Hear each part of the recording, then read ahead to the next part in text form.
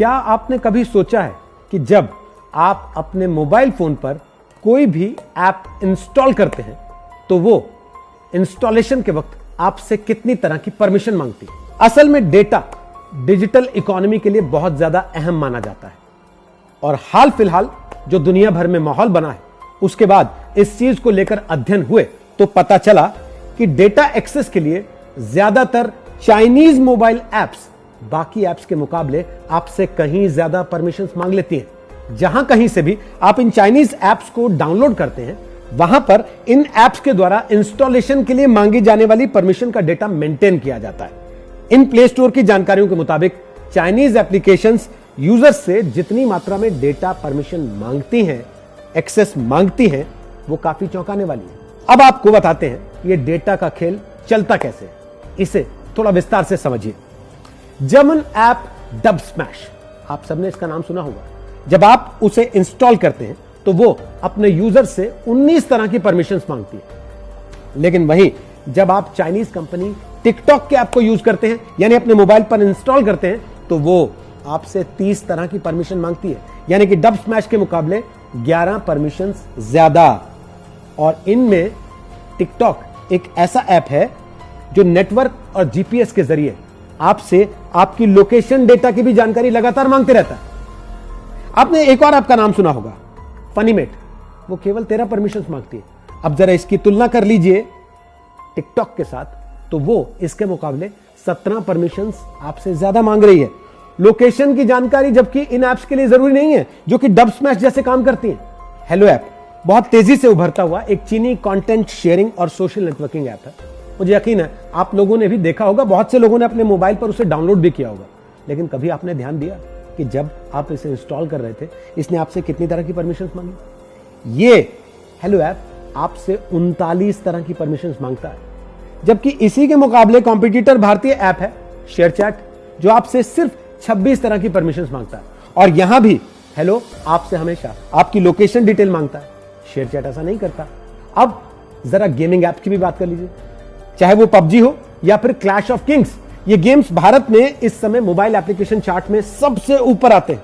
और यहां भी परमिशंस की अगर आप तुलना करेंगे तो ये दोनों ऐप अपने कॉम्पिटिटर्स के मुकाबले कहीं ज्यादा परमिशंस आपसे मांगते हैं।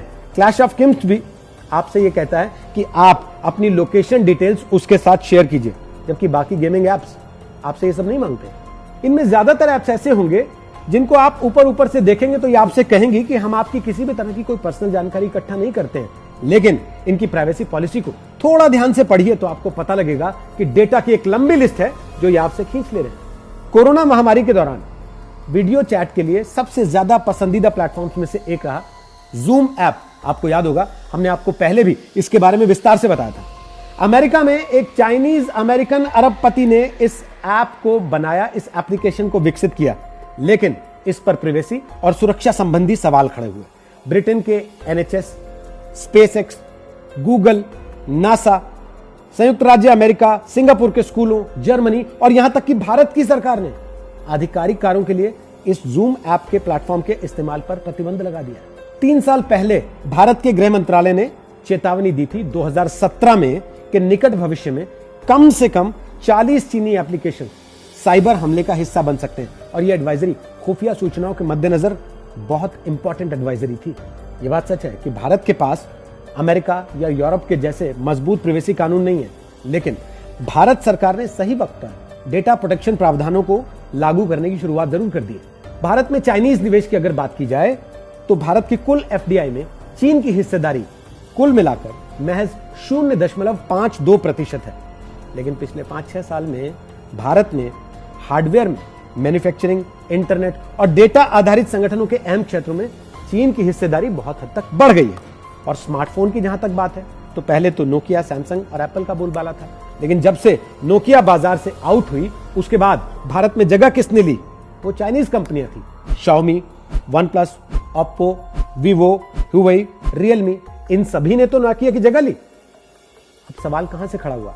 सवाल वहां से खड़ा हुआ जब चीनी फोन निर्माताओं पर यह आरोप लगने लगे कि वो अपने मोबाइल फोन्स के हासिल करने वाला डेटा चीन में मुहैया करा देते हैं। यानी कि आप अगर एक चाइनीज मोबाइल खरीद रहे हैं तो आपका सारा डेटा कहीं चीन में जाकर किसी सर्वर पर स्टोर हो रहा है, जिसका कभी भी कैसे भी वहां पर इस्तेमाल किया जा सकता है। क्या ये देश की सुरक्षा में सेंध की वजह नहीं बन सकता? आपको हुवेई का मामला याद होगा, जब 2018 में हुवेई फोन्स का जासूसी स्कैंडल सामने आया था और अमेरिका में वेरिजॉन और AT&T जैसे नेटवर्क्स ने हुवेई के फोन पर प्रतिबंध लगा दिया था। अब आप पूछेंगे कि इसका समाधान क्या है? समाधान बड़ा सिंपल और सीधा है। सबसे पहला काम तो यह करना होगा कि भारत में ही विकसित एप्लीकेशन सर्वर्स को इंस्टॉल किया जाए जो भारतीय सर्वर्स में ही डेटा को स्टोर करते हो, और दूसरा, कारगर और सुरक्षित मोबाइल एप्लीकेशंस विकसित किए जाए। भारत में अभी डिजिटल स्पेस में बहुत ज्यादा तरक्की की संभावना है।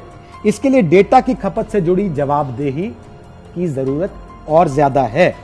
ऐसा करना मुश्किल नहीं है, क्योंकि भारत हमेशा ही दुनिया भर के प्रमुख सॉफ्टवेयर निर्यातकों में से रहा है।